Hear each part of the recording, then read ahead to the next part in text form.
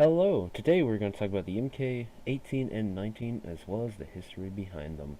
As I said before, I do not have any of the weapons to show you, but I will link a channel called Forgotten Weapons that showcase weapons from all over the world in many different eras, and in fact has a video of the Mark 18. Okay, so on that note, let's begin. So before I get started into the history, I want to talk about why such an awesome weapon system exists. And we can go back to the Vietnam for this.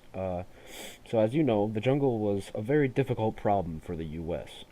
That's why you see things like napalm and flamethrowers and things like that used pretty often. And the Army already had the M79 handheld grenade launcher, which was nicknamed the Thumper. Which used the 40 by 46 millimeter round. That will be important later on. And this was given to infantry to use, as I said. The Army wanted a mounted weapon capable of delivering the same round, but at a higher rate of fire and longer range. So the Army asked the Honeywell Corporation to design and manufacture one. And they did this. The Mark 18 Mod 0 is this so-called weapon. The weapon system was one of the last ones to use a hand crank firing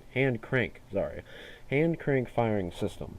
It's kind of like this little Gatling gun. So you crank it, and at every revolution it fires. It was a split breech, so they use spindles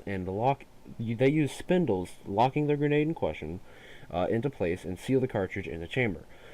When the round was fired, it would keep the casing in the belt and feed through the other side.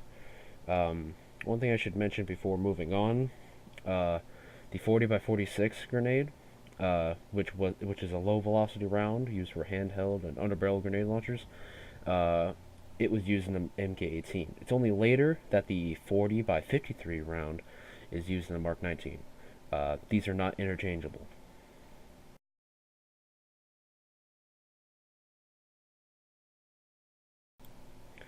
So, now that I've talked about the MK-18, as well as its history and what became and how this thing became a thing, let's go to the Mark 19. So, the Mark 19 design started in 1966. And like I said before, and will continue to say, no weapon or weapon system is without flaws. And in 1966, the gun was deemed unsafe and unreliable, and thus they redesigned the launcher's mechanism, and Mod 1 was born. 6 Mod 1s were used on riverine craft in 1972, which proved the worth of the new design. The Navy would improve this design and would continue to improve it. After the Mod 3 was adopted in 1983 by the U.S. Army. A few changes were made to the system compared to the MK-18, two of which would be the cartridge and, of course, the firing mechanism. So, going back to the cold cartridge thing, the 40 by 46 is lower velocity and is a little bit different compared to the 40 by 53. Like I said before, these are not interchangeable. 2 different rounds, 2 different pressures. The reason why the Mark 19 uses the 40 by 53, its higher power is allowing more range capabilities. So instead of having a short range, you can now, with arcing, have a longer range, longer than you would ever get out of the 40 by 46. But also it comes with a lot more kick. Now the firing mechanism itself in the Mark 19, it is an open bolt, and this allows the system to utilize full auto fire. The MK-19s use links, like a lot of machine guns use, and links have a cool design. And basically, the left side of a single link has a semicircular loop, right, which would hold the main body of the cartridge case, allowing the shoulder. Not allowing the shoulder, but below the shoulder, and an extension on the right that formed 2 similar loops, which was designed to fit in between the 2 right side loops of the next link. And so basically, if you keep putting these together, they fit like jigsaw puzzles, and you can go as long ever you want.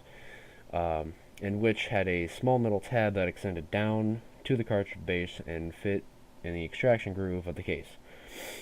But as I was saying, the belt is fed from the left side of the receiver, and the case is fired. It is dropped out the bottom of the weapon. The link is discarded, and the next round, and after the round is cammed down uh, to be dropped, the bolt is pushed back up, and the next round is fed into the gun. Now we talk about maintenance. And the maintenance of the MK-19 is kind of similar to the M2 Browning. And if you want to go into detail, I'll link to the PDF of the Army Manual of Arms on the weapon itself. And maintenance and field disassembly is simple. And I can show you this by linking a video of someone actually going through the steps and how to do it. Thank you for watching. If you want to see more, please like and share this video. If you want a specific weapon covered, comment it down below, and I will see you next time.